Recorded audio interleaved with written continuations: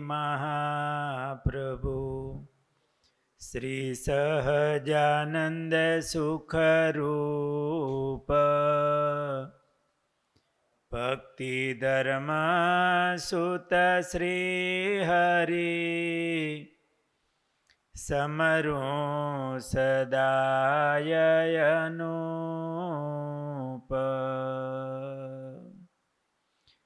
बोलो स्वामीनारायण भगवाननी जय। मिया करी मारयो हसना राजा भूला नाथा दियवना।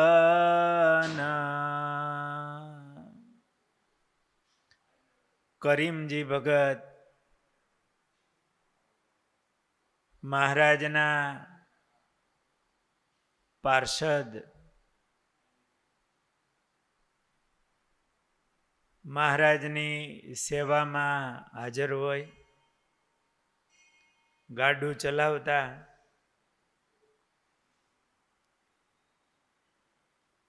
એકવાર મહારાજ ગઢપુરમાં વિરાજમાન હતા.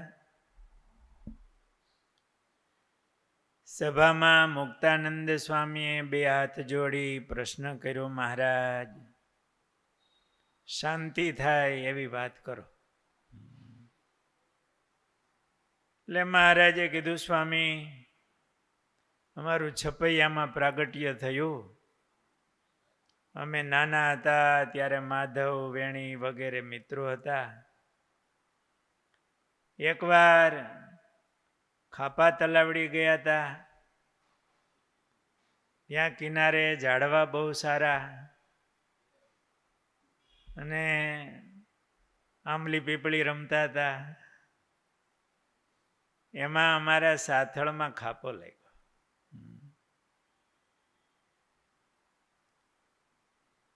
મહારાજે બધા પોતાના બાલ સંસ્મરણો એમની વાત કરી. વળી બીજે દિવસે પાછી સભા થઈ. એમાં પણ સ્વામીએ આ પ્રશ્ન કર્યો, મહારાજ શાંતિ થાય એવી વાત કરો. એટલે મહારાજે કીધું. પછી અમે છપૈયાથી અયોધ્યા ગયા હતા. ત્યાં દરરોજ સરયુ નદીમાં સ્નાન કરવા જતા, હનુમાનગઢીએ જતા. એકવાર તો અમે હલવાઈની દુકાનમાં વીંટી આપી, ભાભીની વીંટી આપીને આવી લીલાની મહારાજે થોડીક વાતો કરી બાળ સ્મરણની બધી. વળી ત્રીજે દિવસે સભા થઈ. મુક્તાનંદ સ્વામીએ આજ પ્રશ્ન કર્યો.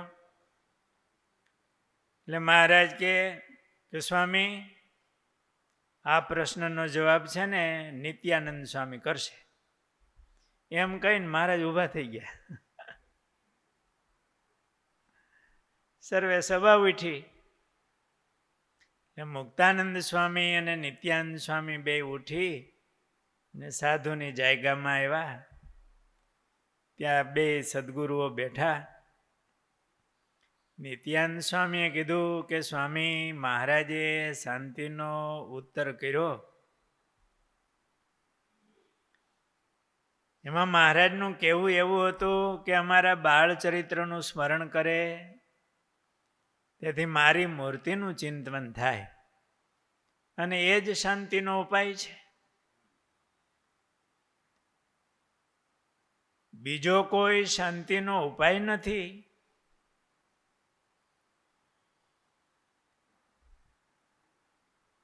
અને આજે ત્રીજી વાર તમે પ્રશ્ન કર્યો ને એટલે મહારાજ ઉઠીને ચાલી નીકળ્યા. આ વાત સાંભળી ને મુક્તાનંદ સ્વામીએ એવું કીધું કે સ્વામી મહારાજે બરોબર શાંતિની વાત કરી, પણ મારા સમજામાં આવી નહીં.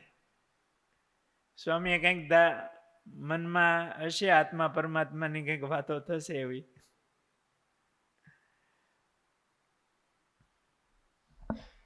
પણ તમે કહ્યું ને એટલે મારે બરોબર ઘેડ બેસી ગઈ કે ભગવાનની મૂર્તિ વિના બીજે કઈ શાંતિ નથી. આવા બે સદગુરુઓ આવી વાતો કરતા હતા, કથા પછી મનન કરતા હતા. ત્યાં કરીમ ભગત આવ્યા. મહારાજે કરીમજીને મોકલા.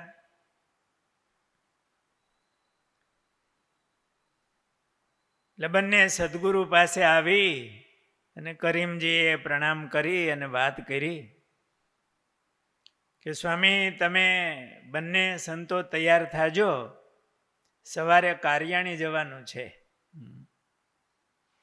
અને મહારાજે કીધું છે બારોબાર જાય અમારા દર્શને પણ ન આવે. આવું મહારાજે કેવરાવ્યું છે. હું સવારમાં ગાડું લઈને આવીશ, મહારાજે કીધું છે કે બે સંતોને કારિયાણી મૂકી આવજો.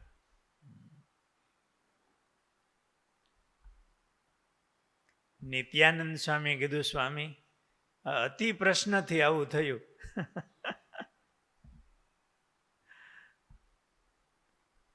મુક્તાનંદ સ્વામીને થયું મહારાજનો વિયોગ થશે. બળતરા થઈ ને સવારો સવાર નિદ્રા પણ આવી નહીં. તો સવારમાં કરીમ ભગત ગાડું લઈને આવી ગયા. એની ડ્યુટી બરોબર બજાવે. મહારાજની આજ્ઞા. ગાડામાં બે સદગુરુને બેસાડી અને કરીમજી ગાડું લઈને ચાલ્યા. કારિયાણી આવ્યા. કરીમજી નીકળતા હતા. મુક્તાનંદ સ્વામીએ કરીમજીને બહુ વિનંતીએ સહિત મહારાજને પ્રાર્થના કરીમ ભગત દ્વારા કેવરાવી. અને કરીમ ભગતને કીધું કે અમને મહારાજ ભેગા કોઈ દિવસ કરજો, વહેલા વહેલા મહારાજની ભેળા કરજો. સ્વામી એકદમ ગળગળા હતા. જે કરીમ ભગતને મહારાજનો મહિમા નિશ્ચય વાતો હોય તો મુક્તાનંદ સ્વામીએ કરી હોય. કરીમ ભગતને કેટલો ભાવ હોય.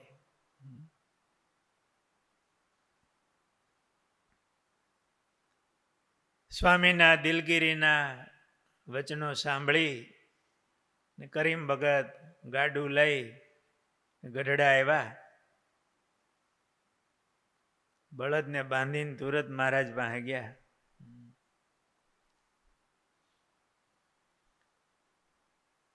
સ્વામીની જે પ્રાર્થના હતી એ મહારાજને કીધી. અને મહારાજને કીધું મહારાજ સીતાજીને રામચંદ્ર ભગવાને વનવાસ દીધો અને એ કામમાં લક્ષ્મણજીને મોકલ્યા હતા. તેમ તમે મને આ કામમાં મોકલો મહારાજ. પણ સ્વામી તો બહુ જ પશ્ચાતાપ કરે છે. સીતાજીની જેવી સમજણ. અને મુક્તાનંદ સ્વામી તો એવા જ હતા. કરીમ ભગતના વચન સાંભળીને જાણે મહારાજ કઈ જાણતા જ ન હોય. કરીમ ભગતને કીધું કે કરીમજી એવું થયું તમે જાઓ જાઓ, ગાડું લઈને સ્વામીને તેડી આવો. સ્વામી આવશે ને પછી અમને શાંતિ થાય. તમે ગાડું લઈને જાઓ ને સ્વામીને તેડી આવો. એટલે કરીમ ભગત પાછું ગાડું લઈ અને કારિયાણી અને બે સદગુરુઓને તેડી આવ્યા. આવી રીતે ગાડું લઈને હાંકતા હોય એવા પ્રસંગો કરીમ ભગતના ઘણા મળ્યા. મહારાજ એકવાર ગઢપુરથી રિસાઈને ચાલ્યા તો કરીમ ભગત ગાડું ચલાવતા હતા, પૂછ્યા વિના નીકળાતા. દાદા ખાચરને ખબર પડી, લાડુબા જીવુબાને દાદા ખાચરને મોકલા. મહારાજ ઉભા રહ્યો, ગાડું ઊભું રાખો. હાથ જોડતા જાય દાદા ખાચર. મહારાજ કે કરીમ ગાડું હાક, ઉતાવળું હાક. દાદા ખાચર દોડીને ગાડાની આગળ થઈ ગયા, નાડા હોઈ ગયા. ગાડું ઊભું રહ્યું. મહારાજ કે કરીમ ગાડું હાક, કેમ ઊભું છે? મહારાજ દરબાર હોતા છે આડા. દાદા ખાચર. મહારાજ કે માથે હાક, ગાડું હાક, આગળ આગ ખાઈ જાય તો. પણ કરીમજી હાકે. હવે આ ધર્મ સંકટ કેવું મોટું. કઈ એમ રોટલા કરીમ ભગત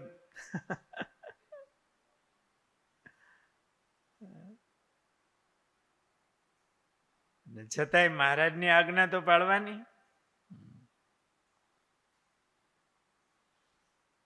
મહારાજ કે સાઈડમાંથી એક ગાડું.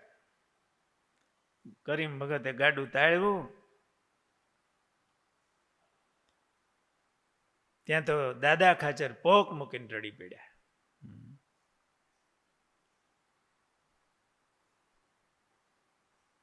દાદા ખાચરનું આ રડવું સાંભળી મહારાજ કે કરીમ ગાડું પાછું વાળ. આ ભૂત વેળગું છે એ છોડશે નહીં.